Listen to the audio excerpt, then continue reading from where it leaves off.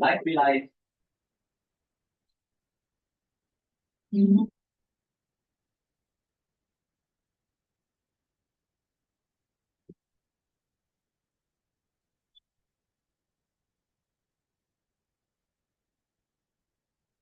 मंगलाचरण।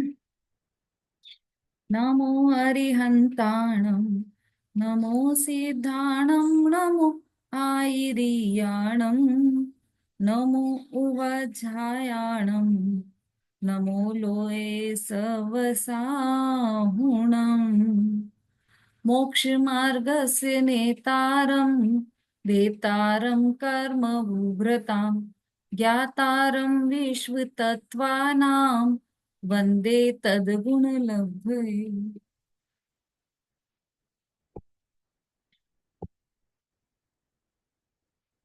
तत्वार्थ सूत्र जी ग्रंथ है जिसका अपर नाम मोक्ष शास्त्र है और आचार्य उमा स्वामी द्वारा रचित यह अद्भुत ग्रंथ है जिसमें हमें जिसमें हम अभी लोक का वर्णन पढ़ रहे हैं। और लोक के वर्णन के अंतर्गत हम सब सर्वप्रथम अधोलोक की चर्चा कर रहे हैं। तो अधोलोक में 7 भूमियां हैं। रत्न प्रभा आदि 7 भूमियां हैं, ये हमने पढ़ा है अभी तक। और अभी हमारा 5वां सूत्र चल रहा है, तीसरे अध्याय का 5वां सूत्र। 5 सूत्र बोलकर बताने हैं, जिनको याद हो गए हैं वो पहले वो हैंड रेस करें, और नहीं हुए हों तो फिर किसी को हुए हैं क्या पहले पहले के 5 सूत्र याद? कोई बात नहीं, चलिए अभी पढ़कर बोलना है जो स्पष्ट उच्चारण कर सके। 5 सूत्र, प्रथम 5 सूत्र। मंजू जी बोलिए। जय जिनेन्द्र दीदी। हम्म। रत्न शर्करा बालुका पंक धूम तमो महातम प्रभा भूमयो घनाम्बु बाताकाश प्रतिष्ठा सप्ता धोध तासु त्रिंशत् पंचविंशति पंचदश दश त्रिपंचोनैक नरक सत सहस्राणि पंच चैव यथाक्रमम् नारका नित्या सुप्तरलेस्या परिणाम दे वेदना विक्रिया परस्परोदीरि दुःखा संक्लिष्टा सुरोदीरि दुःखाश्च प्राक चतुर्थ्या। जो ये पहला सूत्र है ना, उसमें घनाम्बु वाताकाश प्रतिष्ठा सप्ता अधो अधः, सप्ता अधो अधः, ऐसा है। सप्ताह अधो अध बोलेंगे दीदी सुन। हाँ, मतलब सप्ताह अधो अस्पष्ट, अध। अक्लियर नहीं है, लेकिन आप उसका गैप तो देना है। सप्ताधोधयः, ऐसा। अच्छा। उसमें हाँ एस बना हुआ है ना, इसका सप मतलब कि वहां पर हाँ असाइलेंट समझ लीजिए उसको, आप असाइलेंट है। सप्ताह सप्ताह धो ध ऐसा। सप्ताधोधयः, धो ध खींचना आपको। हाँ धो ठीक है। धो धो ध सप्ताह धो। हाँ ठीक है, चलिए। अब हमने अभी तक ये जो 5 सूत्र पढ़े हैं उसके सार रूप में हम नरक के संबंध में कुछ विशेष जानकारी जितनी आपने ग्रहण की है वो तो है ही, उसके अतिरिक्त और कुछ विशेष जानकारी अपन समझ रहे थे। तो पहले हमने देखा था कि इन नरकों में पहले तो इनको नरक क्यों कहा और नारकी क्यों कहा, कि इसमें कोई भी रहना नहीं चाहता, इसमें रत नहीं होता कोई भी जीव, इसलिए नारत, रत नहीं होना तो नारद, इसलिए नारकी जीव, नारद से नारक बना है, इसलिए इसको नारकी बोला गया है। मतलब जहां जीव रमे नहीं उस स्थान को नरक कहते हैं। न रता इति नारका, ये शास्त्रों में उल्लेख है, न रता इति नारका, मतलब जहां कोई भी जीव रमता नहीं है, इसलिए उसे नरक कहा गया है। अब इसमें जो नारकी जीव रहते हैं वो परस्पर में अत्यधिक मारकाट करते हैं। और अ, आयु कर्म की, क्योंकि यहाँ पर आयु का अपवर्तन नहीं हो सकता, इसलिए यहाँ पर आयु कर्म की समाप्ति चाह कर भी नहीं हो सकती। फिर इसके बाद हमने देखा था कि भाई ऐसा कोई स्थान जहां पर इतना दुख दिया जाए, ऐसा कोई स्थान हो भी सकता है या नहीं, ये शंका रहती है। तो उसके उत्तर में ऐसा तर्क दिया जाता है कि यदि कोई व्यक्ति एक व्यक्ति की हत्या करता है तो उसको एक बार फांसी पर लटकाया जाता है, और यदि वही जीव हजारों लाखों जीवों का घात करे तो उसकी सजा क्या मिलेगी, कि उसकी सजा में भी एक ही बार फांसी पर लटकाया जाएगा। क्योंकि एक बार यदि फांसी पर लटका दिया तो वो मर जाएगा, तो दूसरी बार उसको वापस फांसी पर लटकाना संभव नहीं है। पर ये न्याय तो नहीं हुआ ना, जिसने एक जीव का मर्डर किया हो उसको भी फांसी पर, जिसने 100 जीवों का मर्डर किया उसको भी फांसी पर। तो ये न्याय नहीं हुआ। तो प्रकृति तो न्याय करती है, तो इसलिए उस जीव को, मतलब कोई ना कोई एक ऐसा स्थान अवश्य होना चाहिए जहां पर उस जीव को बाकी के मर्डर की सजा मिले। मतलब जहां पर बार बार उसको मरने जैसा दुख मिले, और वो मरना चाहे तब भी मर नहीं सके, ऐसा कोई स्थान अवश्य होना चाहिए। ये इसका मतलब तर्क है कि नरक भी एक स्थान है। फिर इसीलिए क्या होता है कि जो महापाप करता है वह जीव नरक में जाता है और कई सागरों पर्यंत रहता है। अभी हमने देखा था ना, उत्कृष्ट स्थिति देखी थी सबकी, कि कई सागरों पर्यंत है। तो हाईएस्ट उत्कृष्ट स्थिति कितनी है नरक की? 33 सागर। और लोएस्ट कितनी है? 1000 सागर, है ना। तो ये हमने कल देखा। तो इसीलिए वो जो नारकी जीव है इतने लंबे समय तक दुख भोगते हैं। अब एक बात और विशेष है इसमें, कि ये जो नारकी जीव हैं उनकी आयु जब समाप्त हो जाती है तो फिर जब उनका मरण होता है तो फिर मरकर वो वापस से नरक में नहीं जाते, वो वापस नारकी नहीं होते। तो ये मतलब ये वो देव भी नहीं होते और नारकी भी नहीं होते। तो या तो वो फिर दो दो ही गति बची, या तो तिर्यंच बनेंगे या फिर मनुष्य बनेंगे। नारकी जीव मरकर वापस नारकी नहीं होते और देव भी नहीं होते, तो या तो वो मनुष्य बनते हैं या फिर तिर्यंच बनते हैं। अब जो नरक से निकला है नारकी और मनुष्य या तिर्यंच बना है, तो उसमें भी, तिर्यंच में भी नियम से सेनी पंचेंद्रिय ही होगा। जो नरक से निकला है जीव वह नियम से सेनी पंचेंद्रिय ही होगा। ठीक है, ये विशेषता है नरक की। अब देखो इसमें से देखते हैं। जिस प्रकार आराम से सो जाने वाले यात्रियों का सामान चोरी हो जाता है पर खड़े खड़े, चलो ये छोड़ दो अभी आप। हाँ, सभी नारकी नियम से सेनी पंचेंद्रिय ही होते हैं, ये नियम है। नरक में ऐसा नहीं होगा कि असेनी नारकी हो, या असेनी मतलब वो 4 इंद्रिय वाला नारकी हो, 2 इंद्रिय वाला, ऐसा नहीं होगा। पंचेंद्रिय ही होगा और सेनी पंचेंद्रिय होगा। और सभी को नियम से भव प्रत्यय नाम का अवधि ज्ञान होता है, ये भी हमने पढ़ लिया, दूसरे अध्याय में ही पढ़ लिया ये तो हमने। पर क्या होता है कि जो अवधि ज्ञान हुआ है उनको, उसका वो दुरुपयोग करते हैं। और दुरुपयोग किसमें करते हैं? दूसरे जीवों को मारने सताने में, उनको कष्ट पहुंचाने में। और उससे क्या होता है कि वो स्वयं ही अनंत दुख पाते हैं। अवधि ज्ञान के माध्यम से उसका दुरुपयोग करते हैं ना, तो अवधि ज्ञान में भी जो बातें उनको खुद के लिए कष्टकर है, वही बातों का ज्ञान वो करते हैं, है ना। जैसे अब पहले भी बात हुई थी ये तो, कि माँ और बेटा दोनों नरक में हो तो दोनों को ही अवधि ज्ञान होगा। तो वो जो असुर कुमार है वो क्या बोलेंगे कि देखो, और उस बेटे को भी अवधि ज्ञान से यह दिखेगा कि ये पिछले भव में मेरी माँ थी, ये जीव जो दिख रहा है सामने, ये पिछले भव में मेरी माँ था, और रोज ही मेरी आंख फोड़ने का प्रयास करता था ये जीव, तो इसलिए इसको मैं मारूंगा। ऐसा, वो तो मैंने कोशिश कर ली इसलिए बच गई मेरी आंख, नहीं तो ये तो फोड़ ही डालती। ऐसा उसको उसके अवधि ज्ञान में, क्योंकि कु अवधि ज्ञान है ना, इसलिए उसको ऐसा लगता है। जबकि माँ माँ उसकी आंख का फोड़ने का प्रयास नहीं करती थी, वो तो उसको काजल लगाती थी। पर उसके ज्ञान में ये आता है कि मेरी आंख फोड़ने का प्रयास कर रही थी। तो ये कु अवधि ज्ञान है, और उस अवधि ज्ञान का वहां पर नरक में दुरुपयोग ही होता है। अच्छा, अब हिंसादि महापापों के साथ साथ मिथ्यात्व नामक महापाप भी नरक गति का कारण है। और सम्यक दृष्टि जीव मरकर नरक नहीं जाते, ये तो पता ही है सबको। और वो पहले नरक में जाते हैं, तब जाते हैं जब पहले आयु बांध रखी। तो इसका मतलब ये है कि सम्यक दृष्टि जीव नरक तो जाता ही नहीं। सम्यक दर्शन हो गया उसके बाद वो नरक नहीं जाएगा।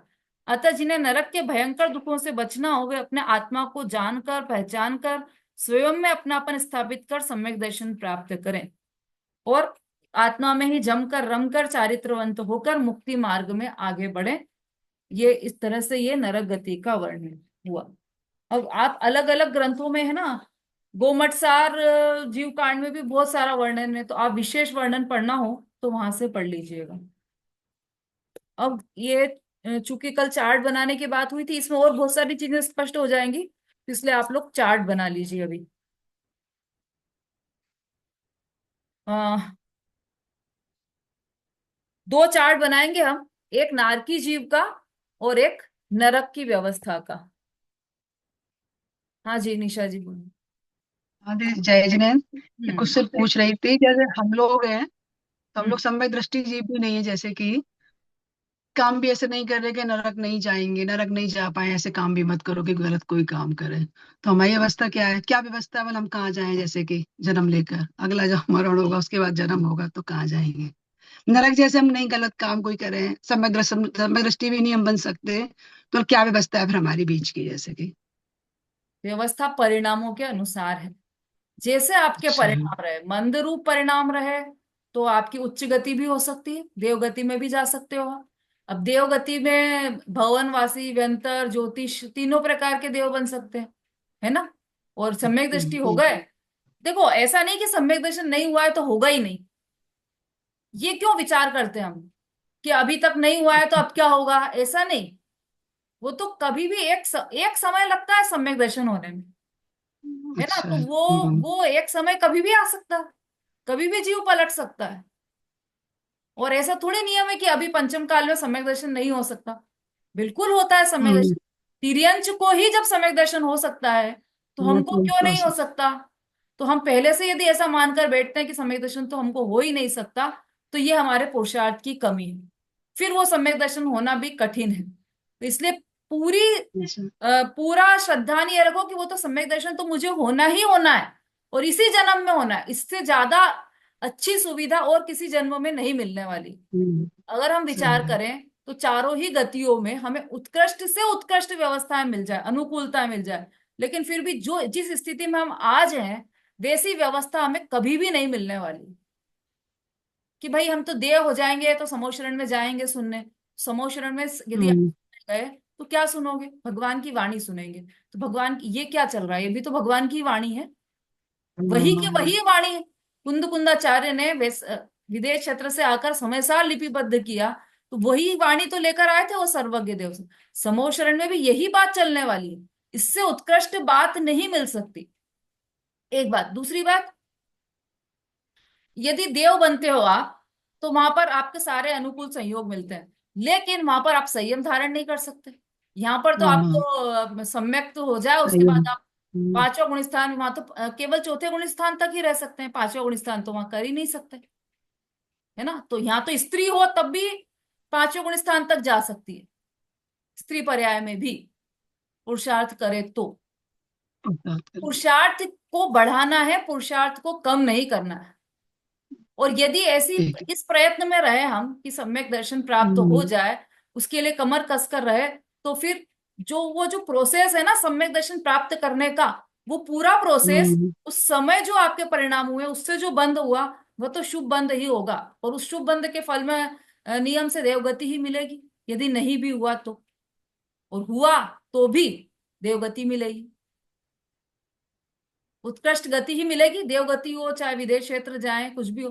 देखो विदेश क्षेत्र में केवल मिथ्या दृष्टि ही जा सकते हैं, तो इसलिए यदि आपके उच्च परिणाम रहे और सम्यक तो नहीं हो पाया कदाचित, तो आप विदेश क्षेत्र हम्म। जाकर वहां से सम्यक दर्शन प्राप्त करके उसी भाव से मोक्ष भी जा सकते हो। तो ये सब कुछ ठीक परिणाम है। पे डिपेंड है। और अपने अपने ठीक है। परिणाम देखो, आपके परिणाम या तो आप जानते हम्म। हो या केवल ज्ञानी जानते हैं, हम्म। इसके केवल ज्ञान। अतिरिक्त दूसरा कोई भी नहीं जानता, जान ही नहीं सकता। तो इसलिए जैसे परिणाम होते हैं वैसा ही बंद होता है और वैसी ही गति मिलती है। ठीक। ठीक है। तो अपने को ठीक है कभी भी ठीक है। ऐसा कम नहीं आकलन करना कि अरे मैं क्या करूंगी सम्यक दर्शन, मुझसे तो नहीं होगा। ऐसा कभी भी नहीं सोचना। गिव अप नहीं करना। हमेशा उत्साही बने रहना, हमेशा पुरुषार्थी बने रहना कि नहीं, क्यों नहीं होगा, मुझसे नहीं होगा तो और किससे होगा। मुझे तो जिनवाणी मिल गई, मैं तो प्रतिदिन स्वाध्याय करने वाली, मैं तो प्रतिदिन मंदिर जाने वाली, मैं नहीं तो और कौन। ये प्रश्न चिन्ह लगाना चाहिए और मुझे होगा ही होगा सम्यक दर्शन, ये सोचकर इसके पुरुषार्थ में लग जाना चाहिए कि कैसे हो, बस होगा तो सही मुझे, पर अब कैसे करना है वो मुझे ही देखना है। हाँ सही जी। बात। यदि बढ़िया। नारकियों का जो शरीर होता है वो मरणोपरांत क्या रहता है उनका, विलीन हो जाता है? हाँ, विलीन हो जाता। मरने से विलीन। देव का भी और नारकी का भी। अब इसका अभी देखते हैं, और वैसे मुझे ऐसा ही ध्यान है कि विलीन हो जाता है, लेकिन और देखेंगे अभी इसमें आएगा तो अपन देखते हैं कि क्या होता है उस शरीर का। चलिए अब चार्ट बना लीजिए आप। दो हम्म। चार्ट बनाएंगे हम। पहला है नारकी जीवों का विवरण। पहले जीव की बात करेंगे और फिर हम नरक की व्यवस्था की बात करते हैं।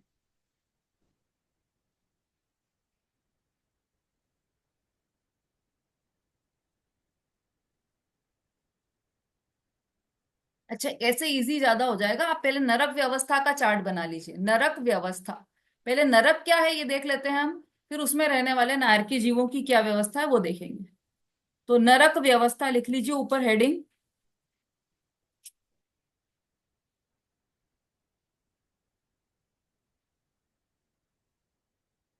उसमें 3, 4, 5, 6, 7, 8, 8 8 पार्ट में डिवाइड कर लीजिए चार्ट को। 8 पार्ट में डिवाइड कर लीजिए।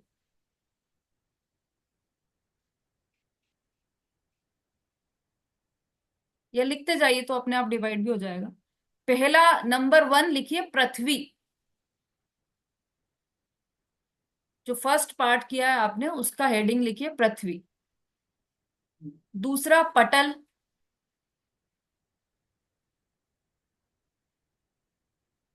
तीसरा बिल।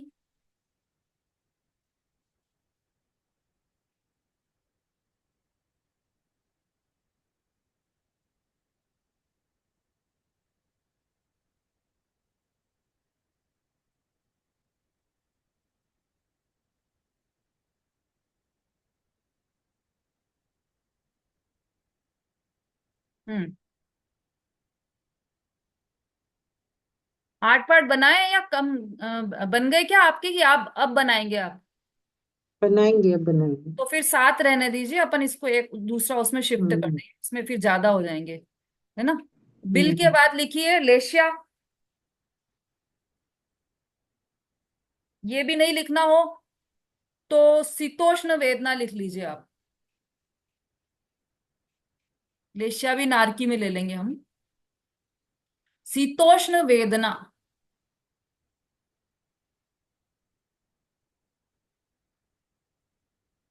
अगला लिखिए उत्कृष्ट आयु।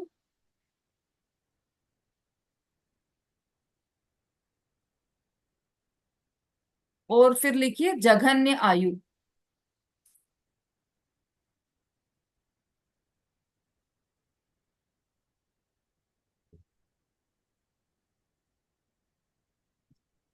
कितने ब्लॉक्स हो गए।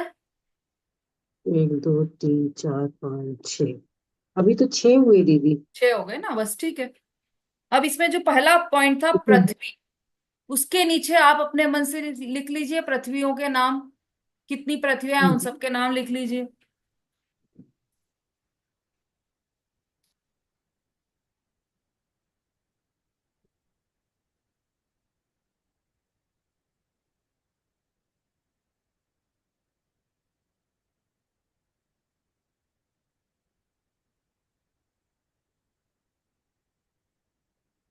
चलो इस बीच में कौन बोल के बताएगा। आरती जी ने बहुत दिनों से कुछ नहीं बोला है। बोलिए भाई, 7 पृथ्वियों के नाम या भूमियों के नाम। जी दीदी।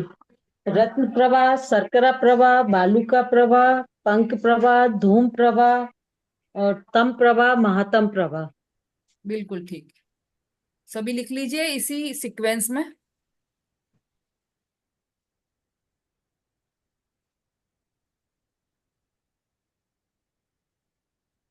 हम्म, हो गया?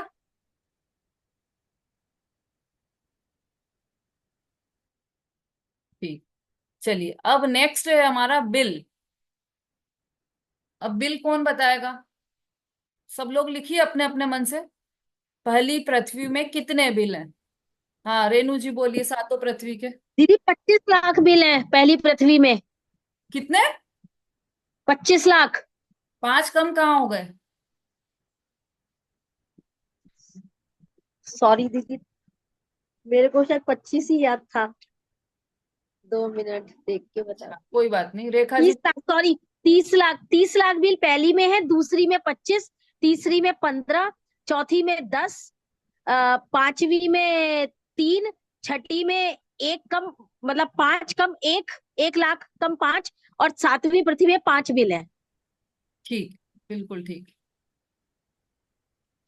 पहली में 30 लाख रत्न प्रभा में, फिर शर्करा प्रभा में 25, बालुका प्रभा में 15 लाख, पंख प्रभा में 10 लाख, धूम प्रभा में 3 लाख, और तम प्रभा में, ये क्या है? किसकी बात कर रहे हैं अपन? बिलों की। बिलों की। पटल लिख लिए सबने?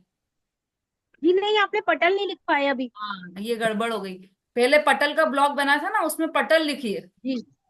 जी। पहली पृथ्वी में 13 पटल, दूसरी पृथ्वी में 11,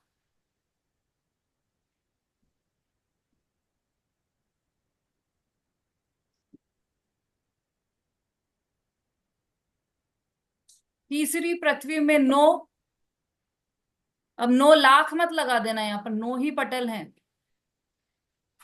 लाखों की चर्चा हो रही तो इसमें भी लाख लगा दें, ऐसा नहीं।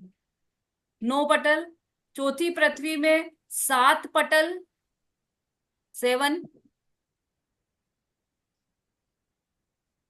पांचवी पृथ्वी में 5 पटल, छठी में 3 पटल, और सातवीं में 1 पटल।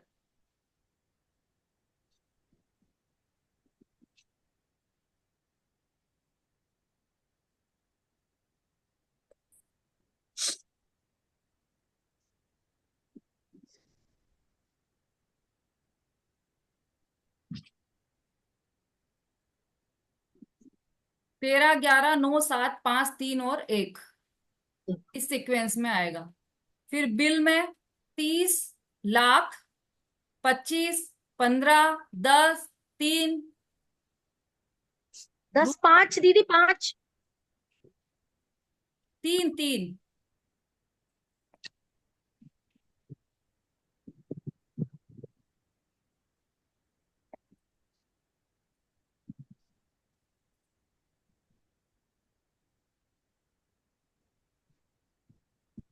30, 25, 15, 10, 3, ये हो गए धूम प्रभा तक। अब उसके बाद वाली तम प्रभा में 5 कम 1 लाख, मतलब 1 लाख में से 5 कम, तो कितने हो गए? 99,995। इतने हुए टोटल, मतलब 1 लाख में से 5 बिल कम है।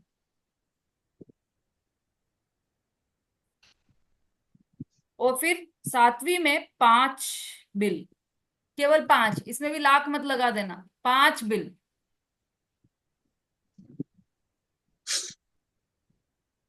30, 25, 15, 10, 3 लाख, फिर 1 लाख में से 5 कम, और फिर टोटल 5। सातवीं में 5 है।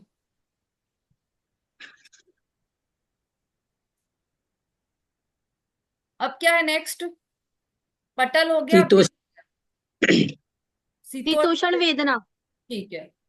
तो पहली रत्न प्रभा में शीत वेदना है या उष्ण वेदना है? उष्ण। हाँ, तो उष्ण लिख लीजिए। दूसरी में भी उष्ण है, जी। तीसरी में भी उष्ण है, जी। चौथी में भी उष्ण है, जी। पांचवी में उष्ण और शीत दोनों है। मतलब ऊपर के भाग में उष्ण और नीचे के भाग में शीत है। पांचवी पृथ्वी के ऊपर के भाग में उष्ण वेदना है और नीचे के जी। भाग में शीत वेदना। छठी और सातवीं इन दोनों में ही शीत वेदना है।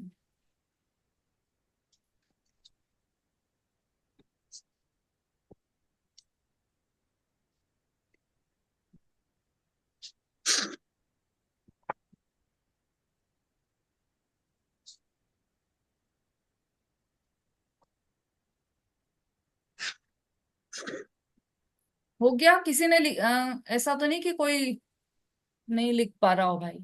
बोल दीजिएगा, फिर यहाँ रुक जाएंगे या रिपीट कर देंगे।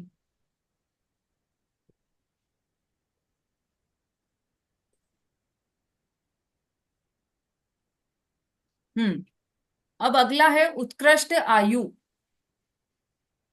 तो भूमियों के हिसाब से आयु भी होती है वहां पर। तो पहले नरक की, मतलब पहली पृथ्वी की आयु, रत्न प्रभा की आयु एक सागर, वन, एक सागर। सागर क्या होता है ये तो कल बता ही दिया अपन ने। ठीक है। फिर दूसरे शर्करा प्रभा में 3 सागर। तीसरी बालू का प्रभा में 7 सागर, 7। उसके बाद 10 सागर,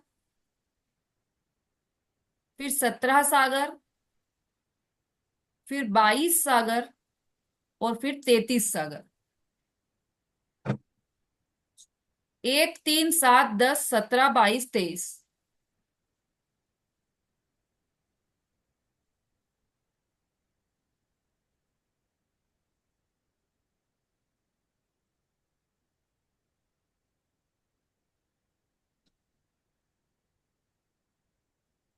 अब जघन्य आयु। अब देखो, जघन्य आयु आप बहुत अच्छी तरीके से पता लगा सकते हो। बस पहली का याद रख लोगे आप तो सबका हो जाएगा। पहली रत्न प्रभा में 10,000 वर्ष, ये जघन्य आयु है।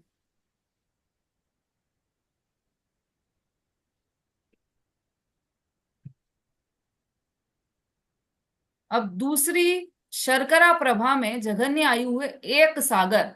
मतलब जो पहले नरक की उत्कृष्ट आयु थी, वही दूसरे नरक की जघन्य आयु है, 1 सागर। इस हिसाब से तीसरी नरक की आयु कितनी हुई, जघन्य आयु? 3 सागर, 3 सागर। 3 सागर लिख लीजिए।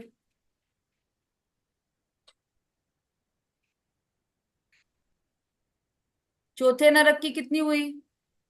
7 सागर। हम्म। पांचवें नरक की कितनी हुई? 10 सागर। हम्म। छठे नरक की? 17 सागर। और सातवें नरक की? 22 सागर। बस। तो कितने होशियार स्टूडेंट है अपने आके, पूरा चार्ट खुद ने ही बना लिया। मुझे दीदी कुछ ये सब कहने। आपके पढ़ाने का नतीजा है, हमने खुद नहीं बनाया। अच्छा।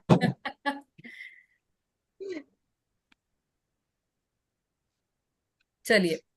भूमिया, पृथ्वी, पटल, बिल, शीतोष्ण वेदना, और उत्कृष्ट आयु और जघन्य आयु। क्या करने आई जी। 1, 2, 3, 4, 5, 6, ये 6 प्रकार की चीजें हमने देखी नरक व्यवस्था में। इसमें किसी को कोई डाउट तो नहीं है? जी नहीं।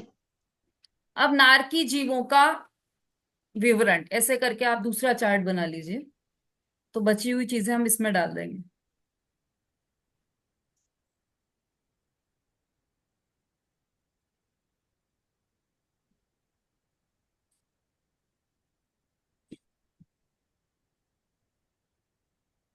ऊपर हेडिंग डाल दिया सबने, नारकी जीवों का विवरण। अब इसमें सबसे पहले क्या लिखेंगे अपन?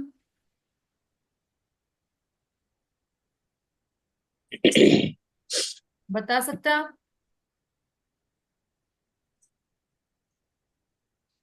लेस्या। लेशिया कैसे लिखेंगे बताओ सबसे पहले, मंजू जी बोलिए। मैं भी लेस्या ही बोल रही थी दीदी। चलिए, तो और वो आपने छूट गया। और कोई क्या बता इसलिए? सकता है? थोड़ा सा कॉमन सेंस लगाएंगे आप तो आपको आ जाएगा उत्तर। सबसे पहले क्या लिखेंगे हम? और कोई बताना चाहे तो हैंड रेस कर दीजिए। हाँ, आरती जी। सबसे पहले तो दीदी पृथ्वियों के नाम लिखेंगे, फिर उसके आगे बहुत उनका बढ़िया, बहुत बढ़िया, वर्णन बस लिखेंगे। यही सुनना चाह रही थी। सबसे पहले तो पृथ्वी का नाम ही लिखना पड़ेगा ना, नहीं तो विवरण कैसे आगे हम बढ़ाएंगे कि किस पृथ्वी में क्या होता है। तो या तो पृथ्वी के नाम लिख लीजिए या नंबर डाल दीजिए, 1 2 3 4 5 6 7, ऐसे नंबर डाल दीजिए। ऊपर लिख दीजिए पृथ्वी और उसके नीचे नंबर डाल लीजिए। फिर इसमें दूसरा पॉइंट लिखिए,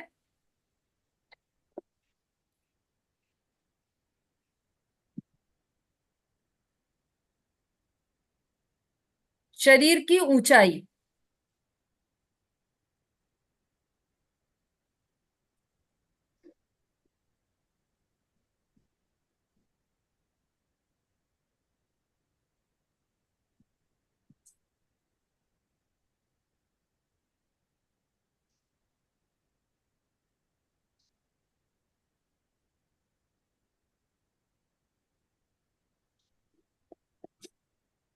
फिर लिखिए दूसरा लेश्या।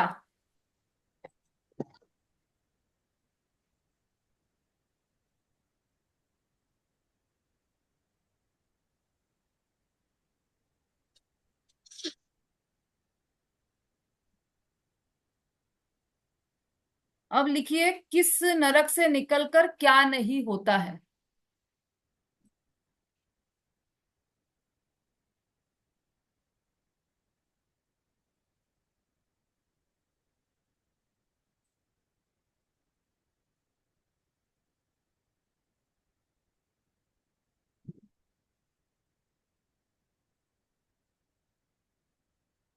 अब लिखिए कौन जीव कहां तक।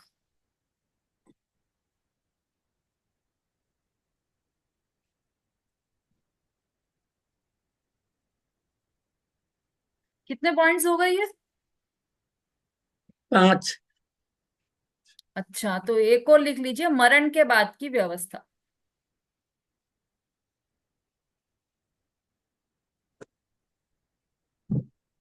इसमें भी ये भी 6 पॉइंट्स का चार्ट बन जाएगा। तो अब जो पहली पृथ्वी है रत्न प्रभा, पहला पॉइंट क्या लिखा है आप लोगों ने? शरीर की पृथ्वी ऊंचाई। के, हाँ। शरीर की ऊंचाई, तो पहले शरीर की ऊंचाई लिख लीजिए। ये उत्कृष्ट ऊंचाई है, 7 धनुष 3 हाथ 6 अंगुल। चाहो तो आप इतना बड़ा लिख सकते हैं, नहीं तो केवल 7 धनुष भी लिख सकते हैं, तो भी चलेगा।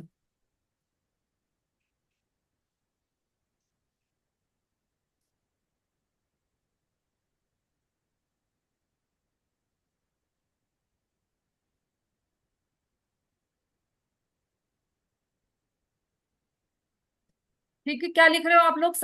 केवल 7 धनुष लिख रहे हैं या फिर पूरा लिख रहे हैं? 7 धनुष।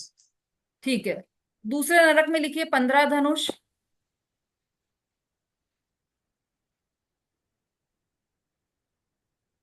तीसरे नरक का लिखिए 31 धनुष, 31 धनुष।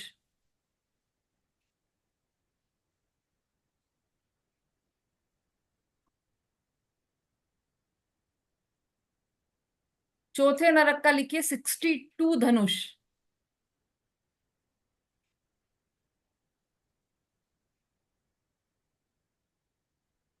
पांचवें नरक में 125 धनुष, 125 धनुष।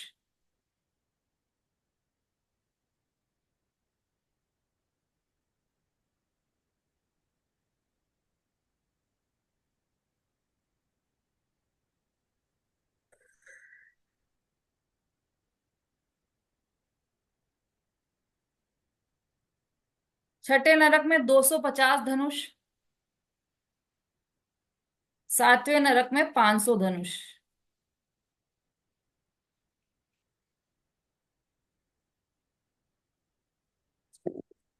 मतलब ये समझ लीजिए कि लगभग लगभग डबल डबल होती गई है ऊंचाई, है ना। देखो पहले में 7 थी, दूसरे में 15 हो गई। मतलब वास्तव में तो वो 7 धनुष 3 हाथ 6 अंगुल थी, उसकी डबल हो गई, 7 दूनी 14 और एक 15 ऐसा हो गई। और फिर तीसरे में 31 हो गई, 15 दूनी 30, फिर 30 दूनी 60 तो 62 हो गई। और 62 मल्टीप्लाइड बाय 2 तो 125 हो गई। और उसका भी डबल कर दिया तो फिर 250 हो गई।